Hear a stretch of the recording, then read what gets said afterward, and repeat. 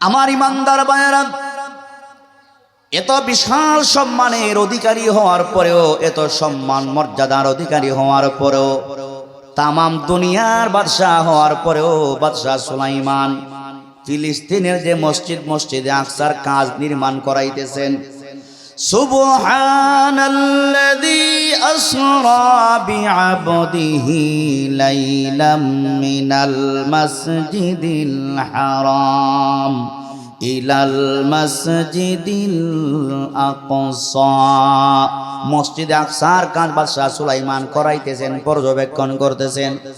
হাজার হাজার মানুষেরা, হাজার হাজার জিন দেবদানবেরা মসজিদে আকসার কাজ নির্মাণ করতেছেন। কেউ ইট গাঁথনি করতেছেন, কেউ রাজমিস্ত্রির কাজ করতেছেন, কেউ ফিনিশিং করতেছেন। এক একজন এক একটা কাজ নিয়ে ব্যস্ত।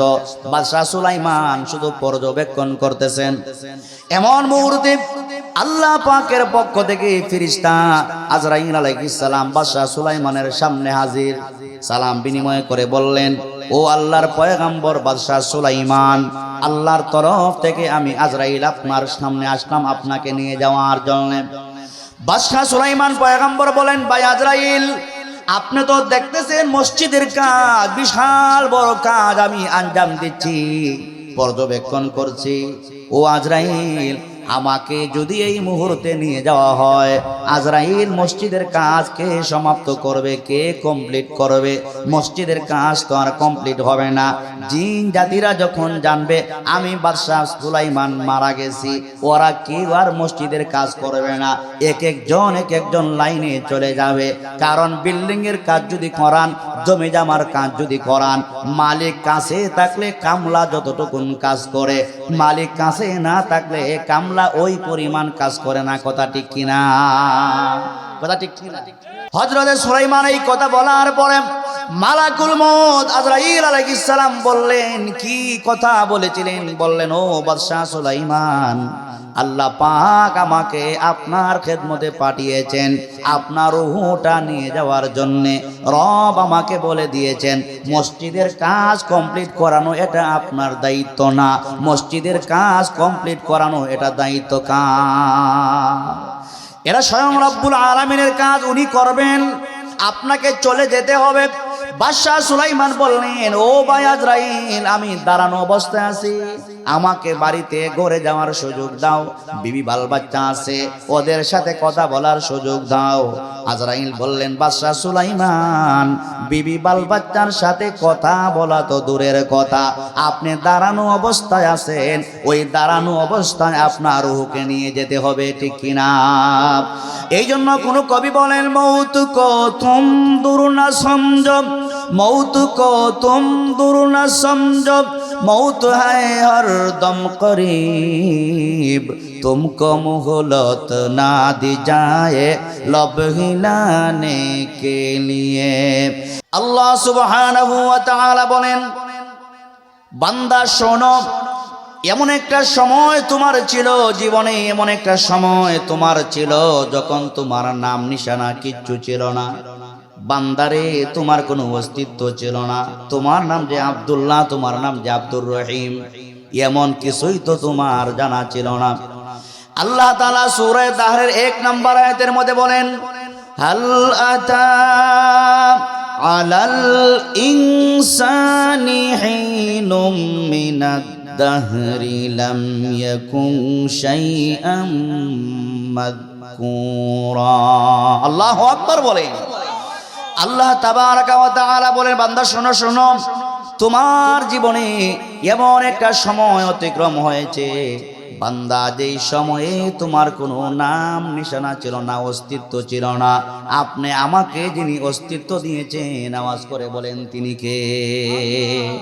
আমাকে আপনাকে যিনি অস্তিত্ব দিয়েছেন, আওয়াজ করে বলেন তিনি কে? আল্লাহ পাক বলে, বান্দারে, তোমার কোনো নাম নিশানা ছিল না, আমি রব্বুল আলামিন তোমাকে কেমনে অস্তিত্ব দিয়েছি, প্রাণ দিয়েছি। আল্লাহ তাআলা বলেন লাকাদ খালাকনাল ইনসানা ফি আহসানি তাকওয়িম। ও আমার নবীনগর কাটালিয়ার ইমানদার ভাইয়েরা, আল্লাহ তাআলা কত সুন্দর করে কোরআনের আয়াত স্টেপ বাই স্টেপ আল্লাহ পাক কোরআনের আয়াত নাজিল করে আপনি আমাকে কত সুন্দর করে ওয়াজ করে নসিহত করেন।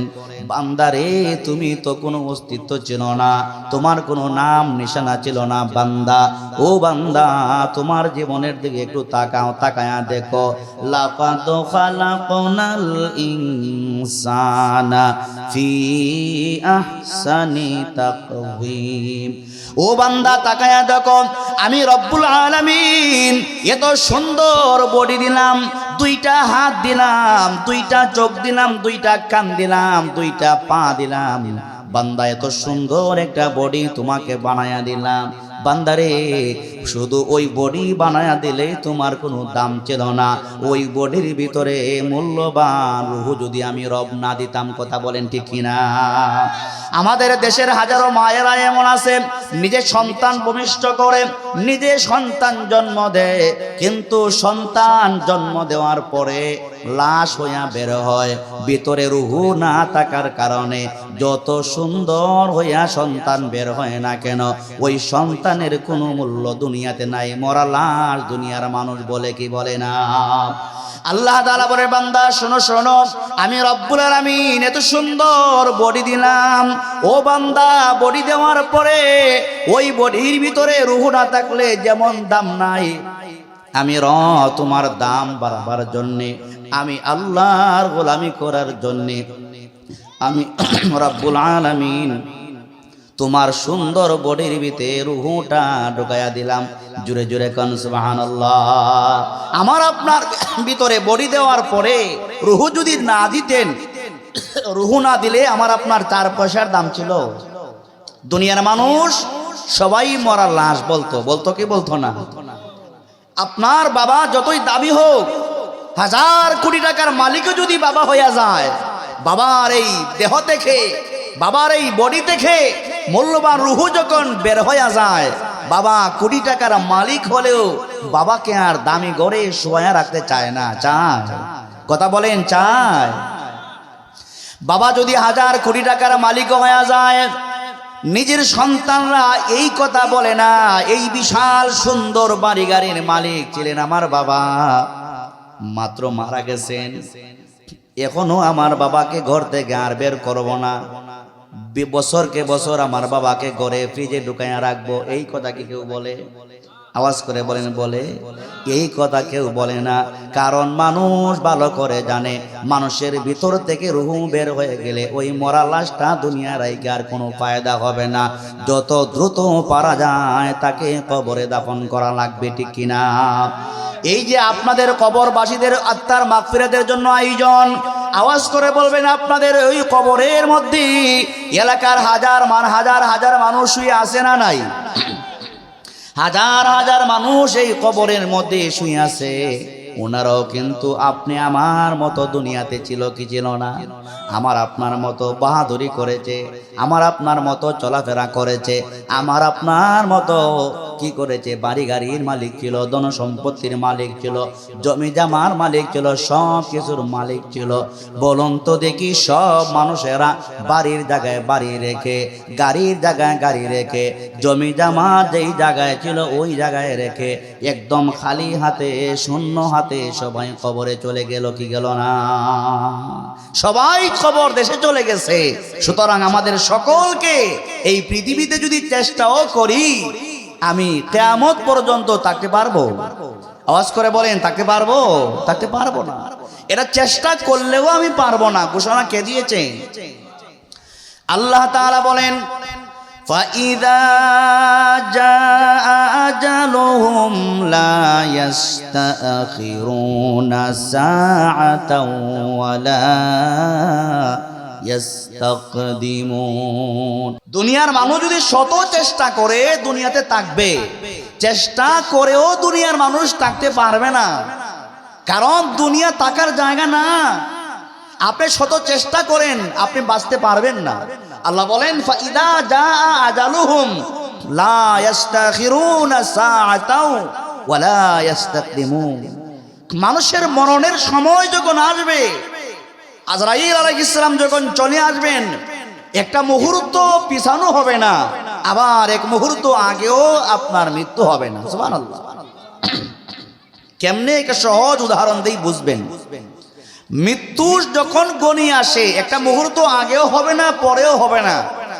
তাম দুনিয়ার বাদশা ছিলেন সুলাইমান আলাইহিস সালাম, নাম শুনছেন? তাম দুনিয়ার বাদশা ছিলেন বাদশা সুলাইমান আলাইহিস সালাম। আমার আপনার মতো শুধু সারা বাংলাদেশের না, লন্ডন আর আমেরিকার না, তাম দুনিয়ার বাদশা বানিয়ে আল্লাহ পাক একজন নবী সৃষ্টি করেছিলেন, যার নাম হলো বাদশা সুলাইমান আলাইহিস সালাম। শুধু সারা পৃথিবীর বাদশা না, সাথে সাথে আল্লাহ পাক জিন জাতির জন্য উনাকে বাদশা বানিয়ে দিয়েছেন। সারা পৃথিবীর মানুষ যেমন উনার কথা শুনতে বাধ্য ছিল, জিন জাতীয় উনার কথা শুনতে বাধ্য ছিল। এমনকি বাতাস যে আছে না, বাতাস পর্যন্ত উনার কথা শুনতো। সুবহানাল্লাহ।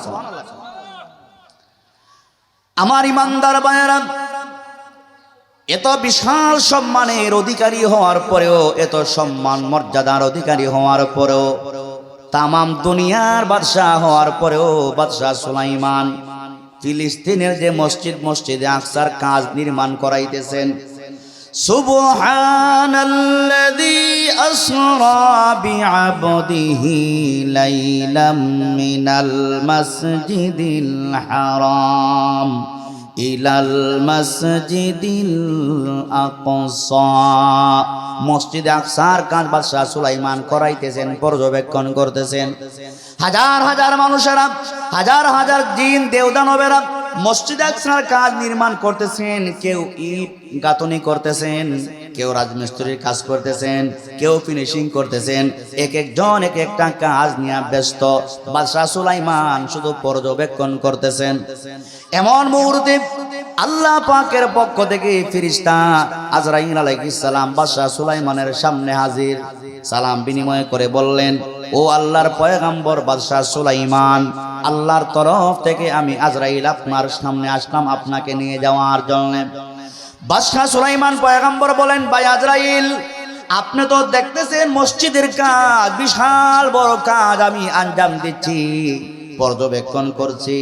ও আজরাইল, আমাকে যদি এই মুহূর্তে নিয়ে যাওয়া হয়, আজরাইল মসজিদের কাজ কে সমাপ্ত করবে, কে কমপ্লিট করবে? মসজিদের কাজ তো আর কমপ্লিট হবে না। জিন জাতিরা যখন জানবে আমি বাদশাহ সুলাইমান মারা গেছি, ওরা কেউ আর মসজিদের কাজ করবে না। এক একজন লাইনে চলে যাবে। কারণ বিল্ডিং এর কাজ যদি করান, জমি জামার কাজ যদি করান, মালিক কাছে থাকলে কামলা যতটুকুন কাজ করে, মালিক কাছে না থাকলে কামলা ওই পরিমাণ কাজ করে না। কথা ঠিক কিনা? কথা ঠিক কিনা? কামলার কাছে যদি থাকেন, মালিক যদি শ্রমিকদের কাছে থাকে, কেউ রাগ করেন না, মালিক যদি শ্রমিকদের কাছে থাকে, যেই গুরুত্ব দিয়া কাজ করা হয়, মালিক দ্বারে কাছে না থাকলে কাজের গুরুত্ব এমন থাকে, জোরে কোন থাকেনি? থাকে না। কারণ দুনিয়ার মানুষ আমরা কি ফাঁকি দিতে পারি, কিন্তু আল্লাহ পাকের চোখে কেউ ফাঁকি দিতে পারবে? তো বাদশাহ সুলাইমান পয়গম্বর বললেন, আজরাইল, একটু সময় কি আমাকে দেওয়া যায় না? একটু সুযোগ কি আমাকে দেওয়া যায় না? কমপক্ষে মসজিদে আকসার কাজটা সমাপ্ত হয়ে যাক। কিন্তু আমার ভাইয়েরা, ও বাবারা, পায়ে ধরে বলি, মাইকেরা যত দূর যায়, এলাকার মা বোনদেরকে বলে যায়, ভালো করে শুনেন, দুনিয়াটা কিন্তু বেশি দিনের নয়, বেশি দিনের নয়। হযরতে সুলাইমান এই কথা বলার পরে মালাকুল মউত আজরাইল আলাইহিস সালাম বললেন, কি কথা বলেছিলেন? বললেন, ও বাদশাহ সুলাইমান, আল্লাহ পাক আমাকে আপনার খেদমতে পাঠিয়েছেন আপনার রূহটা নিয়ে যাওয়ার জন্য। রব আমাকে বলে দিয়েছেন, মসজিদের কাজ কমপ্লিট করানো এটা আপনার দায়িত্ব না, মসজিদের কাজ কমপ্লিট করানো এটা দায়িত্ব কার? এরা স্বয়ং রব্বুল আলামিনের কাজ উনি করবেন, আপনাকে চলে যেতে হবে।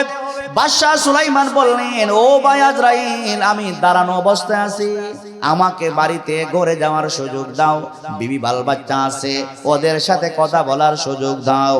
আজরাইল বললেন, বাদশাহ সুলাইমান, বিবি বাল বাচ্চার সাথে কথা বলা তো দূরের কথা, আপনি দাঁড়ানো অবস্থায় আছেন, ওই দাঁড়ানো অবস্থায় আপনার রূহকে নিয়ে যেতে হবে, ঠিক কিনা? এই জন্য কোন কবি বলেন, মৌত কো তুম দূর না সমঝো, मौत को तुम दूर न समझो, मौत है हर दम करीब, तुमको मोहलत ना दी जाए लब हिलाने के लिए। कवि बोलेन यहाँ तो सब मुसाफिर है, यहाँ तो सब मुसाफिर है, वही आखिर ठिकाना, कोई आगे रवाना है, कोई पीछे रवाना। ও ভাইয়েরা আমার তাকায়া দেখেন, দুনিয়াতে আসার একটা সুন্দর সিস্টেম আছে, দুনিয়াতে আসার একটা সিস্টেম আছে। আগে দুনিয়াতে বাবা আসে, আগে মা আসে, মা আসার পরে সন্তান মায়ের ঘর থেকে আসে। কিন্তু আমার ভাইয়েরা, আপনারা শিক্ষিত মানুষ, সমজদার মানুষ, ভালো করে বুঝে শুনে জবাব দিবেন। দুনিয়াতে আসার যেই সুন্দর সিস্টেম আল্লাহ পাক বাতিয়ে দিয়েছেন, আল্লাহ পাক তৈরি করে দিয়েছেন, আওয়াজ করে বলেন দুনিয়া থেকে বিদায় নেওয়ার মতো ও কোনো সিস্টেম নাই, কোনো সিস্টেম নাই। বলে আগে বাবা যাবে, তারপরে সন্তান যাবে, আগে দাদা যাবে, তারপরে নাতি যাবে। বলে না না, নাতির আগে ও দাদারা মারা যায় কি যায় না? যায় কি যায় না? নানার আগে নাতি মারা যায়, হাজারো বাবা সন্তানের আগে মারা যায়, সন্তান পরে মারা যায়, সন্তান নিজের কাঁধে উঠাইয়া বাবার লাশটা আস্তে আস্তে কবরে নিয়ে যায়। এমন হয় কি হয় না? তাহলে কবি বলতেছেন यहाँ तो सब मुसाफिर है, वही आखिर ठिकाना, कोई आगे रवाना है, कोई पीछे रवाना। দুনিয়া তাকার জায়গা না, তাকার জায়গা না। আমাদের সকলকে চলে যেতে হবে, শুধু সময়ের অপেক্ষায় আমরা আছি। জুড়ে কোন ঠিক কিনা? আল্লাহ তাআলা বলেন ফাইদা জাআ আজালুহুম লা ইস্তাখিরুনা সাআতাও ওয়ালা ইস্তাকদিমুন। দুনিয়ার মানুষ তোমরা ভালো করে শোনো, বান্দা তোমার মরণের সময় যখন কাছে চলে আসবে, একটা মুহূর্ত পিছানো হবে না, আবার এক মুহূর্ত আগেও তোমার মরণটা হবে না। ঘোষণা কার? চেষ্টা করলেও আপনি একটা ঘন্টা বাড়াতে পারবেন না। দুনিয়ার মানুষ যদি আপনাকে 1000 বার চেষ্টা করে মেরে ফেলবে, রব বলেন ওয়ালা ইস্তাকদিমুন। দুনিয়ার মানুষ শত চেষ্টা করলেও এক মুহূর্ত আগেও আপনার দুনিয়া থেকে কেউ বিদায় করতে পারবে না। সুবহানাল্লাহ। তাহলে আমরা কেউ দুনিয়াতে থাকতে পারবো না। এই কথাগুলা সত্য না মিথ্যা? জোরে বলেন। আল্লাহ তাআলা বলেন কুল্লু নাফসিন যায়িকাতুল মাউত। প্রত্যেকটা প্রাণীকে মরতে হবে। আপনাদের এলাকার অনেক মানুষ প্রবাসে আছে, বিভিন্ন দেশে আছে। বাংলাদেশ থেকে শাহজালাল এয়ারপোর্ট থেকে বিমান যখন উপরে উঠে, কমপক্ষে 40-50 হাজার ফিট উপরে উঠে কি উঠে না? কমপক্ষে 40,000-50 হাজার ফিট বিমান উপরে উঠে যায়। যারা বিমানে ঢুকছেন, বিমানে ঢুকার পরে বিমান যখন বন্ধ হয়ে যায়, উপরে ওঠার পরে বিমান যখন সম্পূর্ণ বন্ধ হয়ে যায়, একটা সুইয়ের ছিদ্র পরিমাণও কি থাকে না? ছিদ্র থাকে না। কারণ অক্সিজেন যদি বাহির থেকে ঢুকে আগুন লেগে যাবে, বিমানের সব যাত্রীগুলা মুহূর্তের মধ্যেই মারা যাবে। এই জন্য কোনো বাতাস ঢোকার ছিদ্র বিমানে নাই। কিন্তু আমার ভাইয়েরা বুঝে থাকলে বলবেন, একটা বিমান যখন 40,000 ফিট উপরে উঠে যায়, ওই বিমানের মধ্যে মাঝে মধ্যে মানুষ মারা যায়, এমন খবর জীবনে শুনছেন কিনা? আরো জোরে কোন শুনেন নাই? মাঝে মধ্যে বিমানে ঢাকা থেকে লন্ডন যাবে, কিন্তু লন্ডন যাওয়ার আগে এই মানুষ বিমানের মধ্যে মারা গেছে, এমন খবর আমরা মাঝে মধ্যে শুনতে পাই কি পাই না? আল্লাহ তাআলা বুঝাইতে চান, বান্দা শোনো, ও বান্দা, যে বিমানের ভিতরে ছিদ্র নাই, একটা সুই ঢুকাবার ছিদ্র নাই, ও বান্দা, তোমার হায়াত যখন শেষ হয়ে যাবে, ওই ছিদ্র নাই বিমানের ভিতরে, মালাকুল মউত আজরাইল ঢুকার ক্ষমতা আছে না নাই? যদি আপনি লোহার সিন্দুক বানান, সত্য লোহার পিঞ্জিরা যদি বানান, কথাগুলা বুঝতেছেন নি? আল্লাহ তাআলা বলে, বান্দা শোনো, লোহার সিন্দুক যদি আপনি বানান, বড় বড় লোহা দিয়া লোহার সিন্দুক যদি আপনি বানান, আর ওই লোহার সিন্ধুকের ভিতরে যদি আপনি লুকিয়ে থাকেন, বলে আজরাইল আপনাকে সিন্ধুকের ভিতর থেকে নিতে পারবে না। আওয়াজ করে বলেন, নিতে পারবে কি পারবে না? লোহার সিন্ধুক বানায়া লুকায়া থাকলেও চলবে না। রব ঘোষণা করেছেন, আইনামা তাকুনু ইউদরিকুমুল মাউতু ওয়ালাউ কুনতুম ফি বুরুজিম মুশাইয়াদা। কোরআনের মাহফিল এটা, ওয়াজ মাহফিল, মন গড়া কিচ্ছা কাহিনী না বইলা আল্লাহর কোরআন থেকে আপনাদেরকে যে বিষয় আমাকে দেওয়া হয়েছে, মরণ এবং কবর, আল্লাহর কোরআন থেকে আয়াত পড়ে পড়ে আপনাদের সামনে বুঝিয়ে দিচ্ছি। সুবহানাল্লাহ। আল্লাহর নবী বলেন, মানুষকে মরণের ওয়াজ বেশি করে করো। নবী বলেন, মানুষকে মৃত্যুর ওয়াজ বেশি করে শোনায়া দাও, কারণ মৃত্যুর ওয়াজের দ্বারা মানুষকে যত নরম করা যায়, মানুষকে যত দুর্বল করা যায়, মিষ্টি ওয়াজ দিয়া মানুষকে এত দুর্বল করা যায় না। মানুষ মরণের কথা শুনলে মানুষের অন্তর নরম হয়ে যায়। কারো বাবা যদি মারা যায়, কারো আত্মীয় যদি মারা যায়, মানুষের মন আর মিজাজ যেই পরিমাণ দুর্বল হয়, যেই পরিমাণ নরম হয়, আর কোনো কাজে আর কোনো ওয়াজ দিয়া মানুষকে এত দুর্বল করা যায় না, ঠিক কিনা? তো আল্লাহ পাক বলেন, আইনামা তাকুনু ইউদরিকুমুল মাউতু ওয়ালাউ কুনতুম ফি বুরুজিম মুশাইয়াদা। বান্দারে, লোহার সিন্ধুক বানিয়ে সিন্ধুকের ভিতরেও যদি তুমি লুকিয়ে থাকো, আজরাইলের হাত থেকে তুমি বাঁচতে পারবে না। ঘোষণা কার? আল্লাহ পাক।